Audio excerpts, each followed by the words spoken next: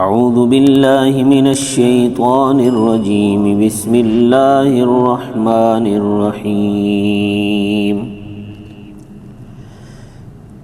إلا من تاب وآمن وعمل عملا صالحا فأولئك يبدل الله سيئاتهم حسنات وكان الله غفورا رحيما ومن تاب وعمل صالحا فإنه يتوب إلى الله متابا صدق الله العظيم رب اشرح لي صدري ويسر لي أمري واحلل عقدة من لساني يفقهوا قولي رب زدنی علما رب زدنی علما رب زدنی علما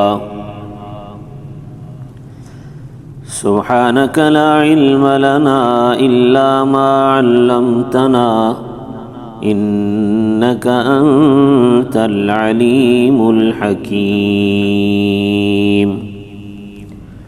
تمام حضرات درود شریف.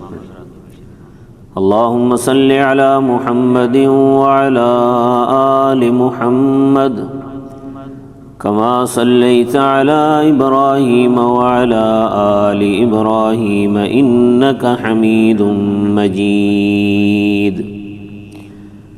اللهم بارك على محمد وعلى آل محمد كما باركت على إبراهيم وعلى آل إبراهيم إنك حميد مجيد. معزز سامعین گرامی قدر، رحمان کے خاص بندوں کی صفات کا تذکرہ چل رہا ہے. سورۃ الفرقان کی آخری آیات کا ترجمہ و تفسیر، جس میں اللہ تبارک و تعالی نے اپنے خاص بندوں کی کچھ صفات بیان فرمائی ہیں جو نہایت اہم ہیں. قرآن مجید میں ان صفات کو بیان کرنے کا مقصد یہ بھی ہے کہ ہم عباد الرحمن کی ان صفات کو پڑھیں، سمجھیں اور یہ فکر کریں کہ یہ صفات ہمارے اندر بھی ہونی چاہیے. پھر ان صفات کو اپنے اندر پیدا کرنے کی کوشش کرنی چاہیے.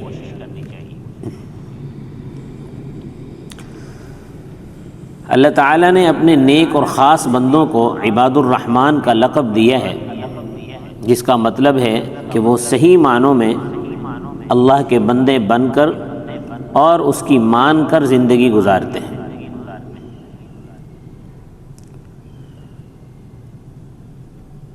ان صفات میں سے 8 صفات میں بیان کر چکا ہوں. ان میں سے پہلی صفت یہ ہے کہ وہ زمین پر عاجزی کے ساتھ چلتے ہیں، وہ تکبر نہیں کرتے، ان کے اندر عاجزی پائی جاتی ہے اور یہ عاجزی ان کی چال ڈھال میں بھی نظر آتی ہے. دوسری صفت یہ بیان ہوئی کہ وہ جاہلوں سے کنارہ کشی کرتے ہیں. اگر کوئی ان سے جہالت کی بات کرے یا جہالت کا رویہ اختیار کرے تو وہ جہالت کا جواب جہالت سے نہیں بلکہ ان کے ساتھ سلامتی کی بات کرتے ہیں اور سلام کہہ کر چل دیتے ہیں. تیسری صفت یہ بیان ہوئی کہ وہ راتوں کو اپنے رب کے سامنے سجود و قیام کرتے ہوئے، عبادت کرتے ہوئے رات گزارتے ہیں، غفلت میں نہیں رہتے. چوتھی صفت یہ بیان ہوئی کہ وہ عبادت پر اتراتے نہیں اور نہ کسی فخر و غرور میں مبتلا ہوتے ہیں، بلکہ عبادت کرنے کے بعد وہ اللہ تعالیٰ کے حضور مغفرت کی دعا بھی کرتے ہیں اور جہنم سے پناہ بھی مانگتے ہیں. پانچویں صفت یہ بیان ہوئی کہ وہ نہ تو بیجا خرچ کرتے ہیں، نہ فضول خرچی کرتے ہیں، بلکہ وہ شریعت کے دائرے میں رہتے ہوئے اعتدال اور میانہ روی کے ساتھ خرچ کرتے ہیں۔ چھٹی صفت یہ بیان ہوئی کہ وہ صرف اللہ کو پکارتے ہیں، اسی کی عبادت کرتے ہیں، اور اللہ کے سوا کسی کو نہیں پکارتے، نہ کسی کی عبادت کرتے ہیں۔ وہ ہمیشہ توحید والی زندگی گزارتے ہیں اور شرک سے دور رہتے ہیں۔ ساتویں اور آٹھویں صفت یہ بیان ہوئی کہ وہ کبیرہ گناہوں، خاص طور پر قتل ناحق اور زنا کے قریب بھی نہیں جاتے۔ اس سے پہلے کی دو آیات میں عباد الرحمن کی صفات بیان کرتے ہوئے فرمایا گیا کہ وہ اللہ کے ساتھ کسی اور معبود کی عبادت نہیں کرتے، یعنی وہ شرک نہیں کرتے اور ناحق قتل نہیں کرتے اور زنا نہیں کرتے۔ پھر جو لوگ یہ گناہ کرتے ہیں ان کی سزا کا بیان ہوا کہ جو شخص یہ گناہ کرتا ہے، ایک تو اس کو دگنا عذاب دیے جائے گا، دوسرا وہ اس عذاب میں ہمیشہ ہمیشہ رہے گا۔ اب اگلی آیت میں ان لوگوں کا تذکرہ ہے جو ان گناہوں سے توبہ کر لیں۔ چنانچہ ارشاد فرمایا الا من تاب وآمن وعمل عملا صالحا، مگر جو توبہ کر لے اور ایمان لے آئے اور نیک عمل کرے، فاولئک یبدل اللہ سیئاتہم حسنات، تو اللہ ایسے لوگوں کی برائیوں کو نیکی میں بدل دے گا۔ وکان اللہ غفورا رحیما، اور اللہ بڑا بخشنے والا، بڑا مہربان ہے۔ یعنی جو ان گناہوں سے توبہ کر لے اور ایمان لے آئے اور اس کے بعد نیک عمل کرے، تو نہ صرف یہ کہ اللہ تعالیٰ اس کے گناہوں کو معاف فرما دیتے ہیں، بلکہ اس نے کفر و شرک کی حالت میں جو گناہ کیے، اللہ تعالیٰ اس کے ان گناہوں کو بھی نیکیوں سے بدل دیتے ہیں۔ پھر فرمایا کہ اللہ تعالیٰ بہت بخشنے والے، بڑے مہربان ہیں۔ یہ تذکرہ تھا مشرکین کا۔ اب جو کوئی مسلمان اگر گناہ کرے تو اگلی آیت میں اس کے بارے میں فرمایا وَمَن تَابَ وَعَمِلَ صَالِحًا، اور جو کوئی توبہ کرے اور نیک عمل کرے، فَإِنَّهُ يَتُوبُ إِلَى اللَّهِ مَتَابًا، تو اللہ کی طرف رجوع کرتا ہے۔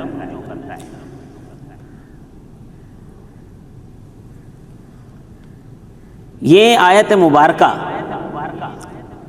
عباد الرحمن یعنی رحمان کے خاص بندوں کی نویں صفت یہ معلوم ہوئی کہ وہ گناہ ہو جانے پر توبہ کر لیتے ہیں۔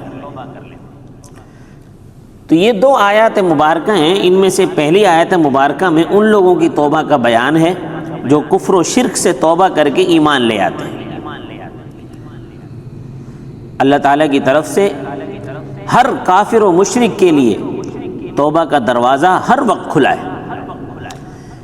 جس آدمی کی ساری زندگی کفر و شرک میں گزری ہو، وہ جب توبہ کر لیتا ہے تو اس کی برکت سے اس کے سارے گناہ معاف ہو جاتے ہیں۔ چنانچہ ایک حدیث مبارکہ میں حضرت عمر بن عاص رضی اللہ تعالیٰ عنہ سے روایت ہے، فرماتے ہیں کہ میں نبی اکرم صلی اللہ علیہ وسلم کی خدمت میں حاضر ہوا، میں نے عرض کیا کہ رسول اللہ میں آپ سے بیعت ہونا چاہتا ہوں، لیکن شرط یہ ہے کہ میری مغفرت ہو جائے۔ تو آپ صلی اللہ علیہ وسلم نے فرمایا اما علمت ان الاسلام یہدم من کان قبلہ یا یہدم ما کان قبلہ، اے عمر کیا تجھے معلوم نہیں کہ اسلام ان سب گناہوں کو مٹا دیتا ہے جو اس سے پہلے کے ہوں۔ اسی طرح حضرت عبداللہ بن مسعود رضی اللہ تعالیٰ عنہ فرماتے ہیں عن عبد الله بن مسعود قال قال اناس لرسول الله یا رسول اللہ انواخذ بما عملنا فی الجاہلیت، ایک شخص نے رسول اللہ صلی اللہ علیہ وسلم سے سوال کیا، اے اللہ کے رسول ہم نے جو گناہ زمانے جاہلیت میں کیے ہیں کیا ان پر ہمارا مواخذہ ہوگا؟ قال، آپ صلی اللہ علیہ وسلم نے فرمایا اما من احسن منکم فی الاسلام فلا یؤاخذ بها، جو شخص اسلام لایا پھر نیک عمل کرتا رہا اس سے جاہلیت کے گناہوں کا مواخذہ نہیں ہوگا۔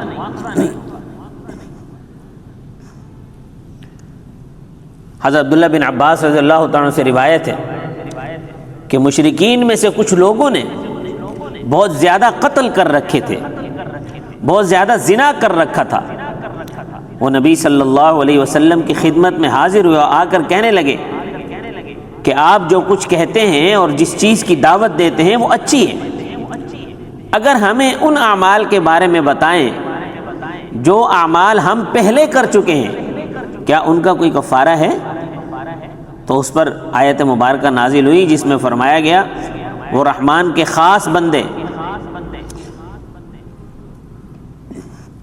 جو نہ اللہ کے ساتھ کسی اور کی عبادت کرتے ہیں، نہ ناحق قتل کرتے ہیں، نہ زنا کرتے ہیں، اور جو ایسا کرے گا وہ بری سزا کا سامنا کرے گا۔ اور یہ آیت مبارکہ بھی نازل ہوئی جس میں فرمایا گیا کہ اے میرے وہ بندو جنہوں نے اپنی جانوں پر ظلم کر رکھا ہے، قل یا عبادی الذین اسرفوا علی انفسہم لا تقنطوا من رحمت اللہ، یعنی گناہ کر رکھے ہیں، اللہ کی رحمت سے مایوس نہ ہو۔ اور جو کفر و شرک سے توبہ کر کے ایمان لے آئے تو صرف یہی نہیں کہ اس کے سابقہ سارے گناہ معاف کر دیے جاتے ہیں، بلکہ فرمایا فَأُولَٰئِكَ يُبَدِّلُ اللَّهُ سَيِّئَاتِهِمْ حَسَنَاتٍ، یہ وہ لوگ ہیں کہ اللہ ان کی برائیوں کو نیکیوں میں بدل دے گا۔ یہاں جو فرمایا گیا ہے کہ اللہ تعالیٰ اس کی برائیوں کو نیکیوں سے بدل دیتے ہیں، اس کا ایک مطلب تو یہ بیان کیا گیا ہے کہ ایمان لانے سے پہلے وہ برائیاں کرتے تھے تو ان کے نامہ اعمال میں ان کی برائیاں لکھی جاتی تھیں، اب ایمان لانے کے بعد نیک اعمال کرتے ہیں تو ان کے نامہ اعمال میں برائیوں کے بجائے نیکیاں لکھی جاتی ہیں۔ اور دوسرا مطلب یہ بیان کیا گیا ہے کہ اسلام لانے سے پہلے جتنی برائیاں کی ہوتی ہیں، اسلام لانے کے بعد ان برائیوں کو مٹا کر ان کی جگہ نیکیاں لکھ دی جاتی ہیں، جیسا کہ ایک حدیث مبارکہ میں آیا ہے۔ حضرت ابو ذر رضی اللہ تعالیٰ عنہ سے روایت ہے کہ رسول اللہ صلی اللہ علیہ وسلم نے فرمایا انی لأعلم آخر اہل الجنت دخول الجنت وآخر اہل النار خروجا منها، رجل یوتی به یوم القیامت فیقال اعرضوا علیہ صغار ذنوبه وارفعوا عنہ کبارها فتعرض علیہ صغار ذنوبه فیقال عملت یوم کذا وکذا کذا وکذا وعملت یوم کذا وکذا کذا وکذا فیقول نعم قال لا يستطيع ان ينكر وهو مشفق من كبار ذنوبه ان تعرض عليه فيقال له فإن لك مكان كل سيئة حسنة فيقول ربي قد عملت اشیاء لا اراها ها هنا فلقد رأيت رسول الله صلی اللہ علیہ وسلم ضحك حتى بدت نواجذه۔ حضرت ابو ذر فرماتے ہیں کہ رسول اللہ صلی اللہ علیہ وسلم نے فرمایا کہ میں اس شخص کو جانتا ہوں جو سب سے آخر میں جہنم سے نکلنے والا اور سب سے آخر میں جنت میں داخل ہونے والا ہوگا۔ یہ وہ آدمی ہوگا جسے قیامت کے دن لایا جائے گا اور کہا جائے گا کہ اس پر اس کے چھوٹے چھوٹے گناہ پیش کیے جائیں، بڑے بڑے گناہ ایک طرف رکھ دیے جائیں، تو اس پر اس کے چھوٹے چھوٹے گناہ پیش کیے جائیں گے اور کہا جائے گا کہ تو نے فلاں فلاں دن فلاں فلاں کام کیا تھا۔ وہ اس بات میں جواب دے گا، انکار کی اسے طاقت ہی نہیں ہوگی۔ اس کے علاوہ وہ اس بات سے بھی زیادہ ڈر رہا ہوگا کہ ابھی تو اس کے بڑے گناہ بھی پیش کیے جائیں گے۔ اتنے میں اس سے کہا جائے گا کہ جا، تیرے لیے ہر برائی کے بدلے ایک نیکی ہے۔ اللہ کی یہ مہربانی دیکھ کر وہ کہے گا ابھی تو میرے بہت سے اعمال ایسے ہیں جو میں یہاں نہیں دیکھ رہا۔ یہ بیان کر کے رسول اللہ صلی اللہ علیہ وسلم ہنس پڑے، یہاں تک کہ آپ صلی اللہ علیہ وسلم کے دانت ظاہر ہو گئے۔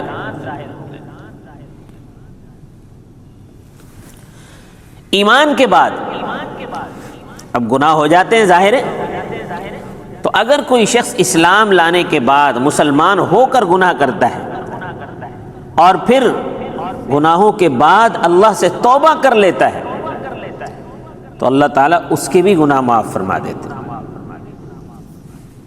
حدیث مبارکہ میں ایک بوڑھے کا واقعہ آیا ہے کہ اس نے آ کر نبی صلی اللہ علیہ وسلم سے عرض کیا تھا یا رسول اللہ ساری زندگی گناہوں میں گزری ہے، کوئی گناہ ایسا نہیں ہے جس کا میں ارتکاب نہ کر چکا ہوں۔ اپنے گناہ اگر تمام روئے زمین کے باشندوں پر تقسیم کر دوں تو میرے گناہ پوری روئے زمین کے تمام انسانوں کو لے ڈوبیں گے۔ کیا میری معافی کی کوئی صورت ہے؟ آپ صلی اللہ علیہ وسلم نے فرمایا کیا تو نے اسلام قبول کر لیا ہے؟ اس نے عرض کیا کہ میں گواہی دیتا ہوں کہ اللہ کے سوا کوئی معبود نہیں، محمد صلی اللہ علیہ وسلم اللہ کے رسول ہیں۔ آپ صلی اللہ علیہ وسلم نے فرمایا جا، معاف کرنے والا اور تیری برائیوں کو نیکیوں میں بدل دینے والا اللہ ہے۔ اس نے عرض کیا کہ میرے سارے جرم اور سارے قصور، آپ نے فرمایا یہاں تیرے سارے جرم اور سارے قصور۔ گناہوں سے توبہ کرنا بھی اللہ تعالیٰ کا حکم ہے۔ اللہ نے خود یہ حکم دیا ہے کہ میرے بندو مجھ سے توبہ کر لو، میں تمہارے گناہوں کو معاف کر دوں گا۔ چنانچہ فرمایا یا ایھا الذین آمنوا توبوا الی اللہ توبۃ نصوحا، ایمان والو اللہ کے حضور سچی توبہ کرو۔ عسیٰ ربکم ان یکفر عنکم سیئاتکم ویدخلکم جنات تجری من تحتها الانہار، کچھ بعید نہیں کہ تمہارا رب تمہارے گناہ کو معاف کر دے اور تمہیں ایسے باغات میں داخل کرے گا جس کے نیچے نہریں بہتی ہوں گی۔ یعنی گناہگار ایمان والوں کو یہ خوشخبری دی گئی ہے کہ تم اللہ کے حضور سچی توبہ کر لو تو وہ تمہارے گناہوں کو بھی معاف کر دے گا اور تمہیں جنت میں بھی داخلہ عطا فرمائے گا۔ تفسیر ابن کثیر میں حضرت ابی بن کعب رضی اللہ تعالیٰ عنہ سے پوچھا گیا کہ سچی توبہ کیا ہے؟ انہوں نے فرمایا جب تم سے کوئی گناہ ہو جائے تو اس پر ندامت کا اظہار کرو، پھر اللہ سے اس گناہ کی معافی مانگو اور اس کے بعد پھر وہ گناہ کبھی نہ کرو۔ چنانچہ سچی توبہ کی 4 شرائط ہیں۔ ایک یہ کہ جو گناہ ہو گیا اس پر اللہ کے حضور ندامت اور شرمندگی کا اظہار کریں اور اللہ سے معافی مانگیں۔ دوسری شرط یہ ہے کہ دوبارہ کبھی نہ کرنے کا پکا عزم کریں، اور تیسری شرط یہ ہے کہ وہ گناہ بالکل چھوڑ دیں۔ چوتھی شرط یہ ہے کہ اگر کسی کا حق دبایا تھا تو اسے واپس کرے یا اسے معاف کرائے۔ تو اگر یہ 4 شرائط پائی جائیں گی تو توبہ قبول ہو جائے گی۔ اگر کسی نے گزشتہ زندگی میں جتنے بھی گناہ کیے ہوں اسے مایوس نہیں ہونا چاہیے، بلکہ سچی توبہ کر کے اللہ تعالیٰ کی طرف رجوع کرنا چاہیے۔ اللہ تعالیٰ فرماتے ہیں قل یا عبادی الذین اسرفوا علی انفسہم، اے پیغمبر آپ فرما دیجئے کہ اے میرے وہ بندوں جنہوں نے اپنی جانوں پر ظلم کر رکھا ہے، لا تقنطوا من رحمت اللہ، اللہ کی رحمت سے مایوس نہ ہونا۔ ان اللہ یغفر الذنوب جمیعا، بے شک اللہ سب گناہوں کو معاف کر دیتا ہے۔ انہ هو الغفور الرحیم، بے شک وہ بہت بخشنے والا اور مہربان ہے۔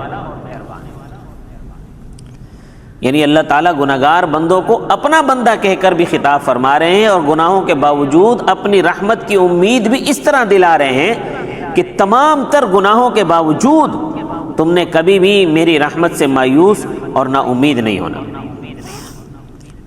اور اپنے غفور الرحیم ہونے کا حوالہ دے کر یہ فرما رہے ہیں کہ تم مجھ سے توبہ کر لو، میں تمہارے سارے گناہوں کو معاف کر دوں گا۔ ایک جگہ ایمان والوں کی صفات کو بیان کرتے ہوئے اللہ تبارک و تعالی نے فرمایا والذین اذا فعلوا فاحشۃ او ظلموا انفسهم ذکروا اللہ فاستغفروا لذنوبہم، اور وہ لوگ جب کوئی بے حیائی یا گناہ کر کے اپنی جانوں پر ظلم کر بیٹھیں تو فوراً اللہ کو یاد کرتے ہیں اور اپنے گناہوں کی معافی مانگتے ہیں۔ ومن یغفر الذنوب الا اللہ، اور اللہ کے سوا کون ہے جو گناہوں کو معاف کرتا ہے۔ وَلَمْ يُصِرُّوا عَلَى مَا فَعَلُوا وَهُمْ يَعْلَمُونَ، وہ جانتے بوجھتے اپنے کیے پر اصرار نہیں کرتے۔ پھر آگے اللہ پاک انہیں خوشخبری دیتے ہیں کہ أُولَٰئِكَ جَزَاؤُهُم مَغْفِرَةٌ مِّن رَّبِّهِمْ، یہ ہیں وہ لوگ جن کا بدلہ ان کے رب کی طرف سے مغفرت ہے، وَجَنَّاتٌ تَجْرِي مِن تَحْتِهَا الْأَنْهَارُ خَالِدِينَ فِيهَا، اور وہ باغات ہیں جن کے نیچے نہریں بہتی ہیں۔ وَنِعْمَ أَجْرُ الْعَامِلِينَ، یہ عمل کرنے والوں کا کیسا اچھا بدلہ ہے۔ یعنی جب ان سے کوئی گناہ ہو جائے تو فوراً اللہ کو یاد کرتے ہیں۔ ایک حدیث قدسی میں اللہ تبارک و تعالیٰ نے اپنے بندوں کو خطاب کرتے ہوئے فرمایا یا عبادی انکم تخطئون باللیل والنہار، اے میرے بندو تم رات کو اور دن کو گناہ کرتے ہو، وَأَنَا أَغْفِرُ الذُّنُوبَ جَمِيعًا، اور میں تمام گناہوں کو معاف کر دیتا ہوں، لہذا فَاسْتَغْفِرُونِي أَغْفِرْ لَكُمْ، لہذا مجھ سے تم مغفرت مانگو میں تمہیں معاف کر دوں گا۔ ایک اور حدیث میں فرمایا یا عبادی کلکم مذنب الا من عافیت فاستغفروا لی اغفر لکم ومن علم انی اقدر علی المغفرۃ فاستغفرنی بقدرتی غفرت له ولا ابالی، اے میرے بندو تم میں سے ہر ایک گناہ گار ہے سوائے اس کے جسے میں عافیت عطا کروں، لہذا مجھ سے مغفرت طلب کرو میں تمہیں معاف کر دوں گا۔ اور جو شخص یہ جانتا ہو کہ میں معاف کرنے پر قادر ہوں پھر مجھ سے میری قدرت کے حوالے سے معافی مانگے تو میں اسے معاف کر دیتا ہوں اور میں کوئی پرواہ نہیں کرتا۔ انسان تو خطا کا پتلا ہے، ہر انسان سے خطا ہو جاتی ہے، لیکن جو انسان اللہ سے اپنے گناہوں کی معافی مانگ لیتا ہے اللہ اس سے محبت کرتا ہے۔ حضور صلی اللہ علیہ وسلم نے فرمایا، حضرت انس رضی اللہ تعالیٰ عنہ فرماتے ہیں کہ کل بنی آدم خطاء، کہ ہر انسان خطا کار ہے، وخیر الخطائین التواب، اور ان خطا کاروں میں سے اچھے لوگ وہ ہیں جو توبہ کرنے والے ہیں۔ خود اللہ کے نبی صلی اللہ علیہ وسلم کثرت سے استغفار کیا کرتے تھے۔ حضور صلی اللہ علیہ وسلم نے فرمایا، عن حضرت ابن عمر رضی اللہ تعالیٰ عنہ سے روایت ہے، فرماتے ہیں قال رسول اللہ صلی اللہ علیہ وسلم یا ایھا الناس توبوا الی اللہ فانی اتوب فی اليوم الیہ 100 مرۃ، کہ حضور صلی اللہ علیہ وسلم نے فرمایا لوگوں اللہ کے حضور توبہ کرو، کیونکہ میں بھی اللہ کے حضور ایک دن میں 100 مرتبہ استغفار کرتا ہوں۔ 100 مرتبہ استغفار کرنے کی کیا ضرورت تھی رسول اللہ صلی اللہ علیہ وسلم؟ آپ کی ذات تو گناہوں سے معصوم اور محفوظ ہے، اس کے باوجود آپ 100 مرتبہ توبہ و استغفار کرنا یہ اصل میں امت کی تعلیم کے لیے ہے۔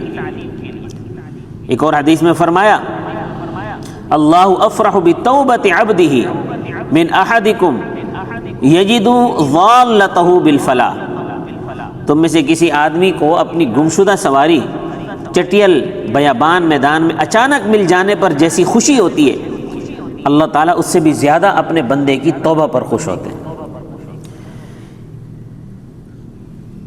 یعنی اگر کوئی آدمی کسی بیابان میں چٹیل میدان میں اکیلا جانور پر سوار ہو، اسی جانور پر اس کا سارا سامان ہو، زاد راہ ہو، خوراک وغیرہ ہو، اچانک اس کا جانور کہیں گم ہو جائے، اب اس کے پاس سواری نہ رہے، نہ سامان اور نہ زاد راہ ہے، تو ایسے میں وہ بندہ کتنا پریشان ہوگا۔ پھر اچانک اس کا جانور مل جائے تو اس وقت اس کو کتنی خوشی ہوگی کہ میرا جانور، میرا سامان میرے پاس واپس آ گیا۔ فرمایا جب بندہ اللہ تعالیٰ کے حضور توبہ کرتا ہے تو اللہ تعالیٰ کو اس سے بھی زیادہ خوشی ہوتی ہے کہ میرا بھٹکا ہوا بندہ میرے در پر واپس آ گیا ہے۔ خلاصہ یہ ہے کہ یہاں اللہ تعالیٰ نے عباد الرحمن کی ایک صفت یہ بیان کی ہے کہ اگر ان سے کوئی گناہ ہو جائے تو اللہ کے حضور توبہ و استغفار کرتے ہیں، جس پر اللہ تعالیٰ ان کے گناہوں کو معاف بھی فرما دیتے ہیں اور ان کے گناہوں کو نیکیوں میں بدل بھی دیتے ہیں۔ اور اللہ تعالیٰ بڑے بخشنے والے مہربان ہیں، یعنی نہ صرف یہ کہ اللہ تعالیٰ ان کے گناہوں کو معاف کر دیتے ہیں بلکہ انہیں اپنی رحمت سے بھی نوازتے ہیں۔ دعا ہے کہ اللہ تبارک و تعالیٰ ہمارے تمام گناہوں کو معاف فرمائے اور اپنے نیک بندوں کی یہ تمام صفات ہمیں اپنے اندر پیدا کرنے کی توفیق عطا فرمائے۔ وآخر دعوانا ان الحمد للہ رب العالمین۔